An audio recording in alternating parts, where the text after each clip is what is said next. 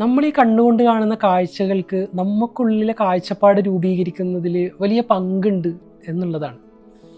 നമ്മൾ സ്ഥിരമായി കാണുന്ന മനുഷ്യന്മാർ, അല്ലെങ്കിൽ നമ്മൾ സ്ഥിരമായി കാണുന്ന കോണ്ടൻറ്റുകൾ, ഇപ്പോൾ നമ്മൾ ഇൻസ്റ്റാഗ്രാമിൽ ഒരുപാട് പേരെ ഫോളോ ചെയ്യുന്നുണ്ടാവും, അല്ലെങ്കിൽ യൂട്യൂബിൽ, അല്ലെങ്കിൽ നമ്മൾ സ്ഥിരമായൊരു കാഴ്ച കണ്ടുകൊണ്ടിരിക്കുകയാണെങ്കിൽ, അവരെ തന്നെ നമ്മൾ സ്ഥിരമായി കണ്ടുകൊണ്ടിരിക്കുകയാണെങ്കിൽ, അവരുടെ കോണ്ടൻറ്റുകൾ, അവരുടെ കാഴ്ചപ്പാടുകളൊക്കെ നമ്മളിങ്ങനെ സ്ഥിരമായി കണ്ടുകൊണ്ടിരിക്കുമ്പോൾ നമുക്കുള്ളിലും ഒരു വ്യത്യാസം ഉണ്ടാക്കുന്നുണ്ട് എന്നുള്ളതാണ്. അപ്പോൾ നമ്മൾ ഹെയ്റ്റ് സ്പ്രെഡ് ചെയ്യുന്ന, വെറുപ്പ് സൃഷ്ടിക്കുന്ന, മനുഷ്യന്മാരെ ചീത്ത വിളിക്കുന്ന കോണ്ടൻറ്റുകളാണ് നമ്മൾ കൂടുതൽ കാണുന്നുണ്ടെങ്കിൽ അത് നമ്മുടെ കാഴ്ചപ്പാടിൽ നമുക്കുള്ളിൽ പോലും ഒരു ഹെയ്റ്റ് ഉണ്ടാക്കും എന്നുള്ളതാണ്.